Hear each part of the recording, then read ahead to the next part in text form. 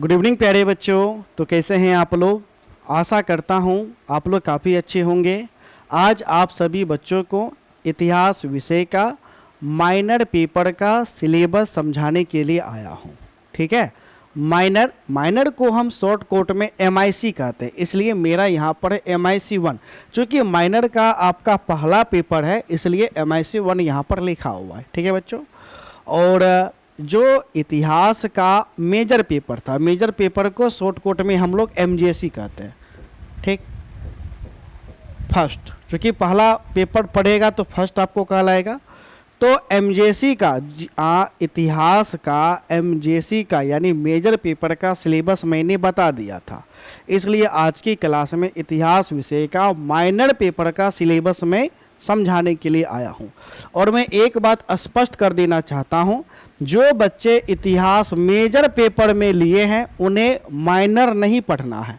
ठीक है, और जो बच्चे इतिहास को यानी हिस्ट्री को माइनर में रखा है, माइनर मतलब MIC में रखा है, तो उन्हें मेजर नहीं पढ़ना है। ठीक है, और दोनों का सिलेबस अलग हो जाता है। इतिहास का मेजर का सिलेबस अलग हो जाता है, इतिहास का माइनर का सिलेबस अलग हो जाता है। ठीक है, मेजर एक प्रकार से ऑनर्स हो गया, माइनर एक प्रकार से आपका सब्सिडरी हो गया। ठीक है, मेजर पेपर का सिलेबस ज़्यादा होता है, माइनर पेपर का सिलेबस कम होता है। मेजर की तुलना में माइनर वाले बच्चों को कम पढ़ना आपको पड़ता है, इसलिए आप सभी बच्चों को सिलेबस जानना आपके लिए अति आवश्यक हो जाता है। मान लो कि अगर तुम माइनर का सिलेबस तुम नहीं देखते हो तो तुमको तो मेजर पूरा पढ़ना पड़ जाएगा, और तुम मेजर तुम पूरा पढ़ लोगे तो जो चीज़ आपके एग्जाम में आने वाला नहीं होगा आप उसे भी पढ़ आप लेंगे। तो इसलिए जिनका माइनर है वो अपना सिलेबस अवश्य रूप से देख ले, चूँकि माइनर का सिलेबस कम होता है, मेजर का सिलेबस ज़्यादा होता है। मेजर का समझा चुके हैं, सिलेबस के बारे में बता चुके हैं, इसलिए आज की क्लास में आप सभी बच्चों को हम क्या क्या बताएंगे। आज की क्लास में आप सभी बच्चों को जो हिस्ट्री का जो माइनर पेपर है, माइनर पेपर का हम आपको सबसे पहले सिलेबस बताएंगे, वो भी जो आपका जो नया सिलेबस है। ठीक है, जब से BA 4 वर्ष का हुआ है, चूँकि पिछले वर्ष से ही हुआ है, तो जो नया सिलेबस है, एक तो हम आपको नया सिलेबस के बारे में काफ़ी अच्छा से समझाएंगे, वो भी हिंदी में हम आपको समझाएंगे। चूँकि सिलेबस अगर आप नेट पर से डाउनलोड करिएगा आपको वो अंग्रेजी में मिलेगा, लेकिन हम आपको हिंदी में बताएंगे। ठीक है, तो अगर आप सिलेबस को PDF फाइल में लेना चाहते हैं तो आपको PDF फाइल में भी मिल जाएगा। उसके लिए आप हमारे टेलीग्राम चैनल को ज्वाइन कर सकते हैं। टेलीग्राम चैनल का लिंक मैंने वीडियो के डिस्क्रिप्शन बॉक्स में दे दिया है, आप हमारे चैनल को ज्वाइन करें। चैनल का नाम हो गया BA ऑनलाइन क्लासेस। ठीक है, BA ऑनलाइन क्लासेस है, और ये हमारा लोगो चैनल पर आपको लगा होगा, तो आप हमारे चैनल को ज्वाइन करके हिंदी में और अंग्रेजी में जो ऑफिशियल सिलेबस है उसका PDF भी प्राप्त कर सकेंगे। ठीक है, चलिए, तो सिलेबस समझाने के बाद फिर आप सभी बच्चों को हम एग्जाम पैटर्न के बारे में बताएंगे, क्योंकि आप सभी बच्चों को एग्जाम पैटर्न के बारे में जानना अति आवश्यक हो जाता है। कक्षा 12वीं में आपने जिस प्रकार का एग्जाम दिया उस प्रकार का एग्जाम पैटर्न BA में आपको नहीं होता है। BA का एग्जाम पैटर्न क्या है, कितना वस्तुनिष्ठ पूछा जाएगा, कितना लघु पूछा जाएगा, कितना दीर्घ पूछा जाएगा। ठीक है, तो एग्जाम पैटर्न में ये सभी बात हम आपको बताएंगे, कितना लघु पूछा जाएगा, कितना दीर्घ होगा, कितना ऑब्जेक्टिव होगा। ठीक है, फिर उसके बाद बच्चों मैं आपको ये भी बताऊंगा कि आपको कौन सा किताब खरीदना चाहिए, आपके लिए बेस्ट बुक कौन सा होगा, क्योंकि अधिकांश बच्चे ये भी हमसे प्रश्न करते हैं कि सर मैं BA में कौन सा किताब में खरीदूं। बच्चा जो है अच्छा सा निर्णय नहीं ले पाता है, तो हम आपको एक बेस्ट बुक के भी बारे में बताएंगे।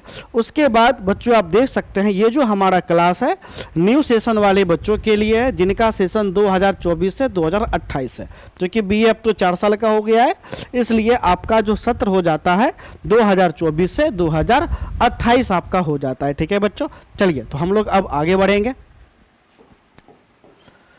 तो सबसे पहले हम लोग चर्चा किसका करेंगे, तो सिलेबस का करेंगे। लेकिन सिलेबस का चर्चा करने से पहले, ठीक है बच्चों, मैं आपको बता देना चाहूँगा कि आपका जो BA सेमेस्टर 1 है, BA सेमेस्टर 1 में आपने क्या ले रखा है, आपने हिस्ट्री ले रखा है, और हिस्ट्री में आपका कौन सा पेपर हो जाता है, माइनर पेपर हो जाता है, यानी MIC। ठीक है, तो जो आपका हिस्ट्री का जो बच्चों बुक है बीए में जो हिस्ट्री का बुक है सेमेस्टर 1 में, तो बुक का नाम है आइडिया ऑफ भारत। और ये जो बुक है आइडिया ऑफ भारत तीनों के लिए, यानी बुक का नाम कॉमन है।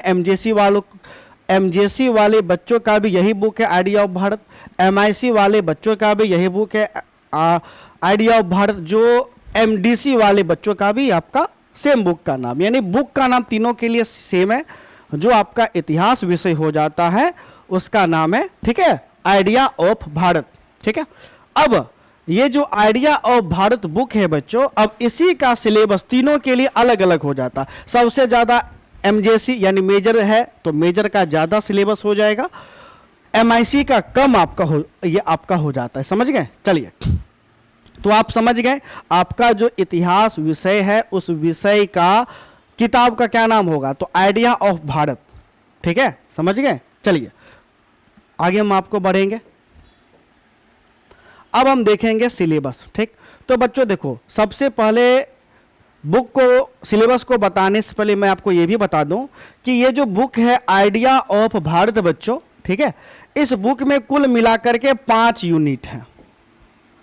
कुल मिलाकर के कितना यूनिट है बच्चों? 5 यूनिट है। यूनिट जिसे हिंदी में हम इकाई कहते हैं। ठीक है बच्चों, सभी बच्चों को, चाहे जिसका विषय मेजर है, माइनर है, एमडीसी है, ठीक है, तीनों का जो यूनिट हो जाता है वह कितना हो जाता है? 5। यानी आपको 5 यूनिट पढ़ना पड़ेगा। ठीक है, और बच्चों हर एक यूनिट का, जैसे यूनिट 5 यूनिट में से सबसे पहले आप किसको पढ़िएगा? यूनिट 1 को पढ़िएगा, फिर 2 को, फिर 3 को, फिर 4 को, फिर 5 को। तो 5 यूनिट आप पढ़िएगा, आपका सिलेबस क्या हो जाएगा? आपका सिलेबस छोटा आपका खत्म हो जाएगा। ठीक है, चलो इसी 5 यूनिट में जो यूनिट है, जैसे पहला यूनिट, तो पहला यूनिट में मेजर वाले का ज़्यादा सिलेबस होगा और माइनर वाले का कम आपका होगा। ठीक है, चलिए तो हम लोग सबसे पहले चलेंगे यूनिट 1 पे। ठीक है, तो बच्चों देखो, जो आपका यूनिट 1 है, ठीक है, यूनिट 1 है, यूनिट 1 का जो टाइटल हो जाता है उसका नाम है कॉन्सेप्ट ऑफ भारतवर्षा। क्या नाम है? Concept of Bharatvarsha. जैसे हिंदी में हम कहेंगे भारतवर्ष की अवधारणा, क्योंकि बहुत सारे हिंदी माध्यम के भी छात्र आपका होते हैं, इसलिए हिंदी में क्या हो गया? भारतवर्ष की अवधारणा। आप देख सकते हैं चूंकि ये माइनर का सिलेबस है, इसलिए मात्र पहले यूनिट में आपको कितना पॉइंट पढ़ना है बच्चों? मात्र 2 पॉइंट पढ़ना है। कितना पॉइंट पढ़ना है? 2 पॉइंट। लेकिन अगर आप मेजर लिए होते तो आपको 5 पॉइंट पढ़ना पड़ता। कितना पॉइंट पढ़ना पड़ता? 5। माइनर में मात्र 2 आप पढ़ रहे हैं, और जिसका मेजर होता उसे 5 पढ़ना पड़ जाता। तो आप समझ पा रहे हैं कि सिलेबस जानना कितना ज़्यादा महत्वपूर्ण हो जाता है। ठीक है, सीधे 3 पॉइंट का बचत हो गया, यानी 3 पॉइंट आपको पढ़ना ही नहीं है। ठीक है, चलो तो बच्चों आपका भारतवर्ष की अवधारणा के अंतर्गत मात्र 2 पॉइंट आपको पढ़ना है। तो दोनों पॉइंट को बताने से पहले सबसे पहले इस शीर्षक को हम आपको समझा देते हैं कि भारतवर्ष की अवधारणा क्या है। भारतवर्ष बच्चों यानी हमारा प्यारा देश भारत। पहले यूनिट में हम आपको बताएंगे अपने देश के बारे में, हमारा देश का नाम भारत क्यों पड़ा, कैसे पड़ा, भारत ये जो नाम है कैसे आया, हमारे देश का प्राचीन काल में और किन किन नामों से पुकारा जाता था, अगर पुकारा जाता था तो क्यों पुकारा जाता था, किस लिए। जैसे देखो, भारत को हम किन किन नामों से जानते हैं? हिंदुस्तान, हिंद, आर्यावर्त, जम्बू द्वीपे, भारतवर्ष, हिंदुस्तान, ठीक है, और अंग्रेजी में इंडिया। तो इस प्रकार से हम लोग भारत के बारे में समझने की कोशिश करेंगे, भारत का नाम इनके बारे में हम लोग जानने की कोशिश करेंगे। तो सबसे पहले पॉइंट में हम लोग भारतवर्ष को समझेंगे, यानी अपने देश के बारे में हम जानेंगे, अपने देश की स्थिति के बारे में जानेंगे। ठीक है, फिर उसके बाद दूसरे पॉइंट में आपको पढ़ना पड़ेगा भारतीय साहित्य के महिमा के बारे में। जैसे भारतीय साहित्य के महिमा के अंतर्गत आपको वेद का अध्ययन करना है, ठीक है, वेदांग का अध्ययन करना है, उपनिषद का अध्ययन करना है, महाकाव्य, जैन और बौद्ध साहित्य, स्मृति, पुराण, इन सभी का क्या करना है? तो बच्चों इन सभी का आपको अध्ययन करना है। ठीक है, तो पहला पॉइंट में इन दोनों का आप लोग अध्ययन करिएगा, आपका पहला यूनिट क्या हो जाएगा? पहला यूनिट आपका समाप्त हो जाएगा। यानी एक यूनिट में इस 2 पॉइंट को पढ़िएगा, आपका एक यूनिट बच्चों समाप्त हो जाएगा। ठीक है, चलिए आगे हम लोग बढ़ेंगे। अब आता है यूनिट संख्या 2। ठीक, और दूसरा यूनिट में भी आपको बच्चों मात्र कितना पॉइंट पढ़ना है, मात्र 2 ही पॉइंट पढ़ना है। 2 पॉइंट क्यों पढ़ना है, सिलेबस छोटा क्यों है, क्योंकि आपका माइनर है। माइनर है तो कम कम आपको पढ़ना पड़ेगा, मेजर रहेगा तो ज़्यादा पढ़ना पड़ेगा, ठीक है। तो जो दूसरा यूनिट है, दूसरा यूनिट का नाम है भारतीय ज्ञान, ठीक है, भारतीय ज्ञान, परंपरा, कला एवं संस्कृति। जो हमारे देश का जो भी ज्ञान रहा हो हम उनके बारे में जानेंगे, अपने देश के संस्कृति के बारे में जानेंगे, परंपरा के बारे में जानेंगे, कला के बारे में जानेंगे। विशेष करके जो स्थापत्य कला है हम उनको समझने की कोशिश करेंगे। और इसके अंतर्गत भी आप देख सकते हैं 2 पॉइंट को पढ़ना है। एक आपका जो बच्चों हो जाता है भारतीय कला, यानी भारतीय कला के बारे में हम लोग देखेंगे, ठीक है। उसके बाद भारतीय संस्कृति की मुख्य विशेषताएं के हम लोग देखेंगे, यानी हमारा जो देश है, प्यारा देश भारत है, इनका क्या, हमारे देश के संस्कृति का क्या विशेषता है। जैसे हमारे देश के संस्कृति का विशेषता अगर आप देखिएगा तो हमारे देश में आश्रम व्यवस्था रहा है, जहां मानव, प्रत्येक मानव का उम्र 100 साल मान करके 4 भागों में बच्चों विभक्त आपको किया गया था, ठीक है। जिससे जो पहला आश्रम ब्रह्मचर्य हो जाता है, दूसरा गृहस्थ हो जाता है। इसी प्रकार देखिएगा कि हमारे देश में कई हमारे संस्कृति का विशेषता रहा है, तो उन्हीं विशेषताओं का हमें क्या करना है, तो बच्चों अध्ययन करना है। उसके बाद दूसरे पॉइंट में हमें जो पढ़ना है, दूसरे पॉइंट में हमें पढ़ना है भारतीय शिक्षा प्रणाली, जो हमारे देश का शिक्षा प्रणाली रहा है। जैसे अपने प्राचीन काल में सुना होगा कि हमारे देश में पहले गुरुकुल हुआ करते थे, और उसी गुरुकुल के माध्यम से पूरे साक्षरता हमारे देश में विद्यमान था। मौर्य काल में, मौर्य काल में नहीं, गुप्त काल में हमारा शिक्षा प्रणाली इतना उन्नत हो गया था कि आर्यभट्ट जिन्होंने शून्य का खोज किया, ठीक है, वराहमिहिर जैसे वैज्ञानिक थे। हम लोग विज्ञान के क्षेत्र में, गणित के क्षेत्र में, खगोल शास्त्र के क्षेत्र में दुनिया में सबसे शिखर पर हम ही लोग थे। तो इस प्रकार जो भी हमारा शिक्षा प्रणाली बच्चों हो जाता है, हम लोग दूसरे पॉइंट में पढ़ेंगे। तो मात्र दूसरा यूनिट में भी 2 पॉइंट पढ़ेंगे। हमारा जो बच्चों दूसरा यूनिट है ये भी क्या आपका हो जाएगा, खत्म आपका हो जाएगा, ठीक है। चलिए आगे हम लोग बढ़ेंगे। यूनिट संख्या 3, ठीक है। तीसरा जो बच्चों यूनिट आपका हो जाता है, तीसरा यूनिट में भी आपको कितना पॉइंट पढ़ना है, तो तीसरा यूनिट में भी बच्चों मात्र 2 ही पॉइंट पढ़ना है। 2 पॉइंट कौन, तो तीसरा यूनिट का जो टाइटल हो जाता है धर्म, दर्शन और वसुधैव कुटुंबकम, ठीक है। यानी तीसरे यूनिट में हम लोग अपने धर्म के बारे में जानने की कोशिश करेंगे, यानी भारतीय धर्म के बारे में जानने की कोशिश करेंगे।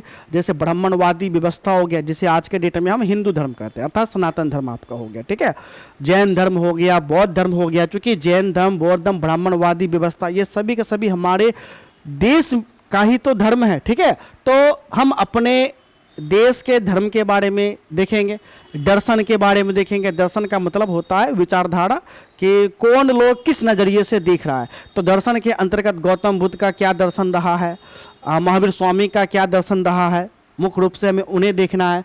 वसुधैव कुटुंबकम, जो हमारे देश का जो नीति रहा है, जो भी, ठीक है, वसुधैव कुटुंबकम का हमें उनको देखना है। तो इसके अंतर्गत 2 पॉइंट को पढ़ना है। कौन कौन पॉइंट, एक है वसुधैव कुटुंबकम की अवधारणा के अंतर्गत मनुष्य, परिवार, समाज और शब्द का अध्ययन करेंगे, ठीक है। हम लोग जो हमारे अतिथि होते हैं उन्हें काफ़ी ज़्यादा मान सम्मान देते हैं। तो इस प्रकार अतिथि के संबंध में हमारे देश का जो भी सामाजिक स्वरूप रहा है, जो भी, ठीक है, परिवार रहा है, समाज रहा है, हम लोग उनका अध्ययन करेंगे। फिर दूसरे पॉइंट के अंतर्गत राजनीति और शासन का अध्ययन करेंगे। इसके अंतर्गत राजनीति और शासन के अंतर्गत जनपद और स्थानीय प्रशासन के बारे में देखेंगे, ठीक है। स्थानीय प्रशासन के अंतर्गत ग्राम स्वराज को देखेंगे, ग्राम स्वराज की अवधारणा को हमें देखना है। तो इस प्रकार इन दोनों पॉइंट को बच्चों हम लोग पढ़ेंगे, तो हमारा तीसरा यूनिट भी क्या हो जाएगा, तीसरा यूनिट भी हमारा समाप्त हो जाएगा, ठीक है। चलिए आगे हम लोग बढ़ेंगे। यूनिट 4, अब जो बच्चों यूनिट जो 4 आता है, इसमें आपको कितना पॉइंट पढ़ना है, तो यूनिट 4 में बच्चों आपको 3 पॉइंट पढ़ना है। कितना पॉइंट पढ़ना है, 3 पॉइंट पढ़ना है। तो यूनिट 3 का जो शीर्षक हो जाता है विज्ञान, पर्यावरण एवं चिकित्सा विज्ञान। क्या शीर्षक आपका हो जाता है, विज्ञान, पर्यावरण एवं चिकित्सा विज्ञान। इसके अंतर्गत पहले पॉइंट में आपको क्या पढ़ना पड़ेगा, तो प्राचीन भारत में विज्ञान और प्रौद्योगिकी के बारे में देखना है। प्रौद्योगिकी का मतलब बच्चों हो जाता है टेक्नोलॉजी, ठीक है बच्चों, टेक्नोलॉजी, समझ गए। प्रौद्योगिकी का मतलब क्या आपका होता है, टेक्नोलॉजी, ठीक है। तो प्राचीन काल में हमारे देश का क्या तकनीक था, आप देख सकते हैं कि प्राचीन काल में कितना भव्य मंदिर बनाए जाते थे। ठीक है, आज भी देखिएगा वह भव्य मंदिर आज भी विराजमान है।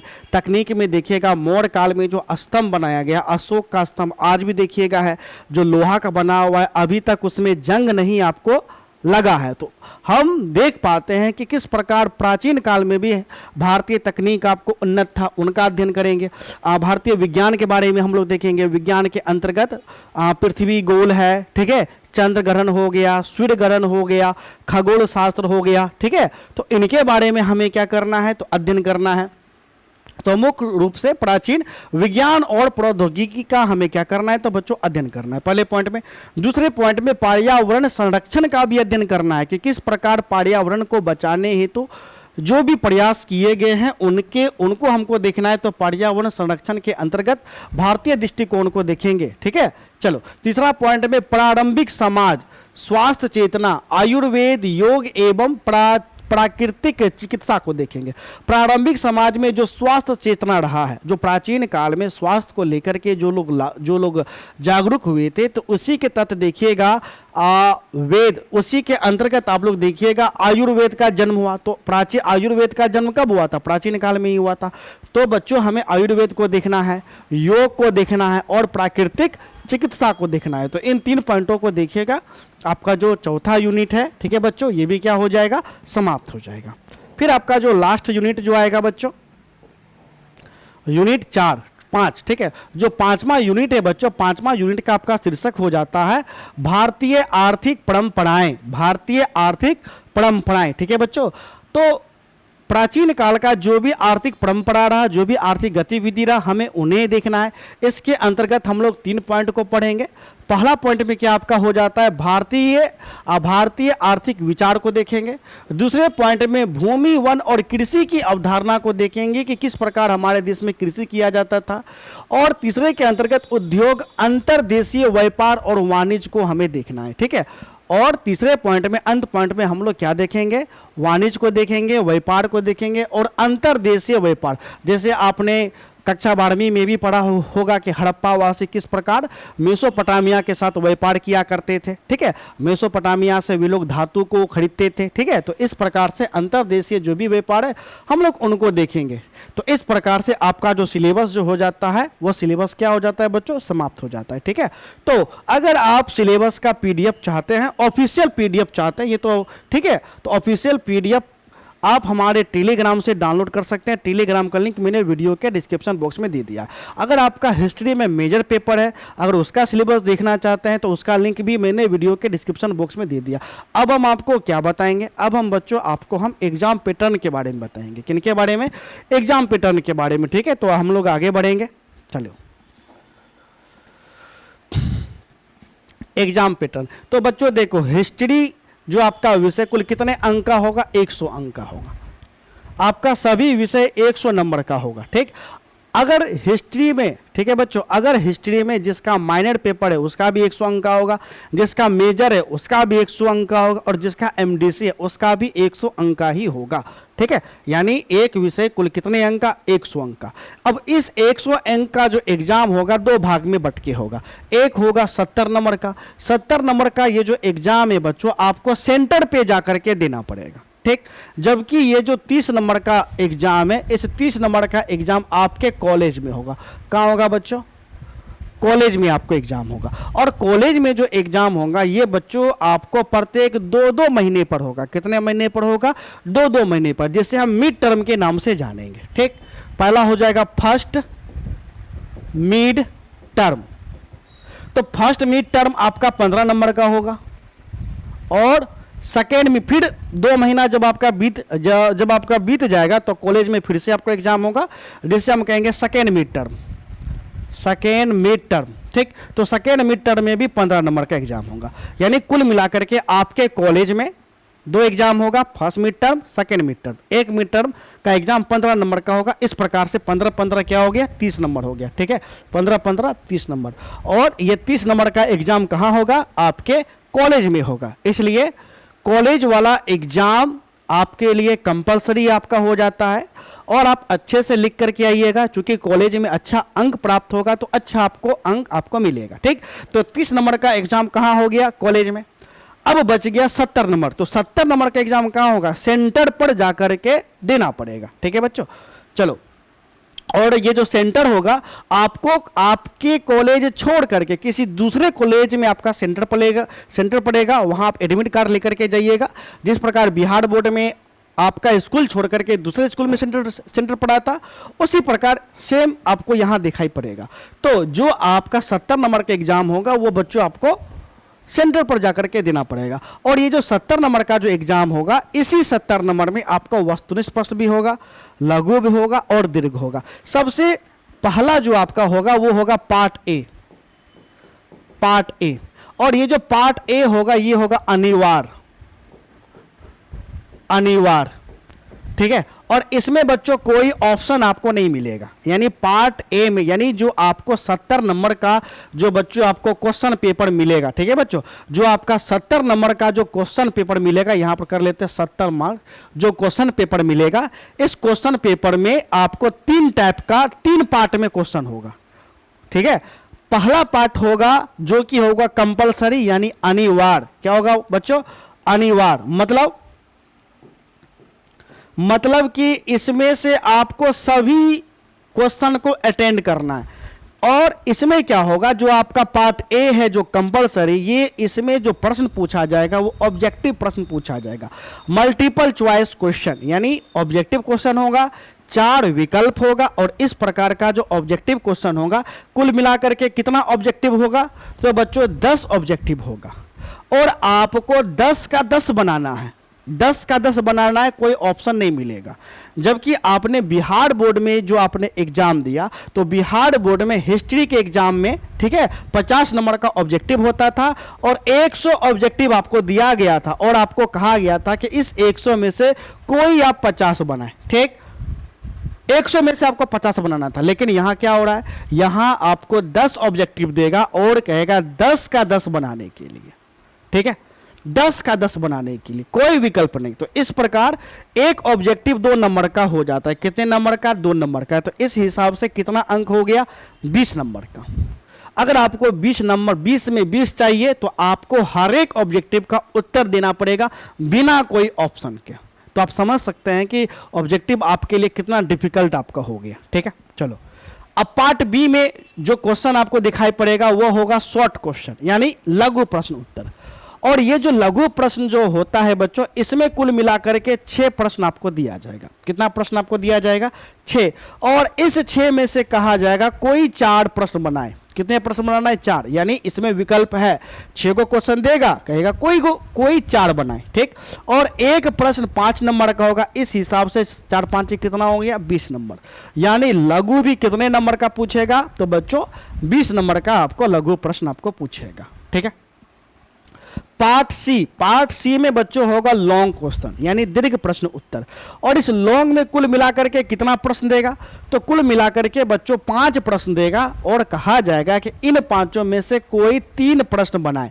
5 में से कितना बनाना पड़ेगा? 3। और एक जो दीर्घ होगा वो बच्चों 10 नंबर का होगा। इस हिसाब से 3 10 30। तो अब हम जोड़ते हैं 20 का 20, 20 दूनी 40, 40 30 70। तो हमारा 70 नंबर पुर गया।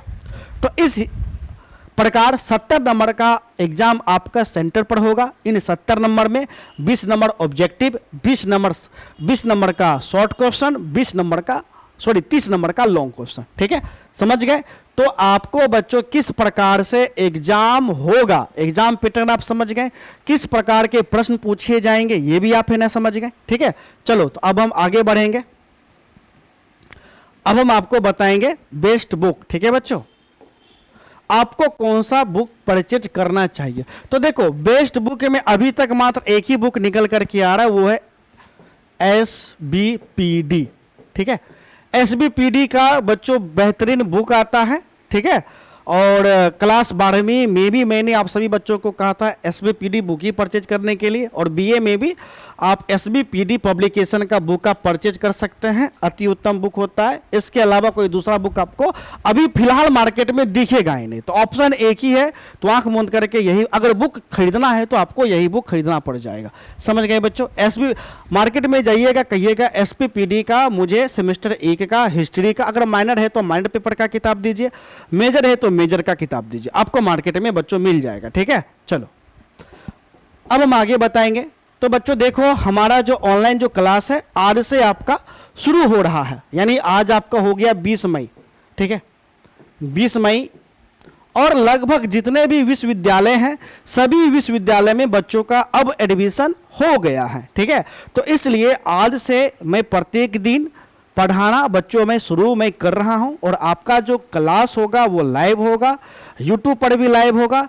टाइम क्या होगा, मैं टाइम भी आपको मैं बता देता हूं, प्रत्येक दिन 3 बजे से लेकर के 4 बजे तक। फिलहाल अभी 1 ही घंटे का बच्चों लाइव क्लास आपको चलेगा, 3 से 4 प्रत्येक दिन आपको चलेगा। ठीक है, प्रत्येक दिन 3 से लेकर के 4 बजे तक आपको लाइव क्लास आपको होगा। इसमें हम आपको फिलहाल कौन कौन सा विषय पढ़ाएंगे? फिलहाल हम आपको हिस्ट्री, MIL हिंदी, पॉलिटिकल,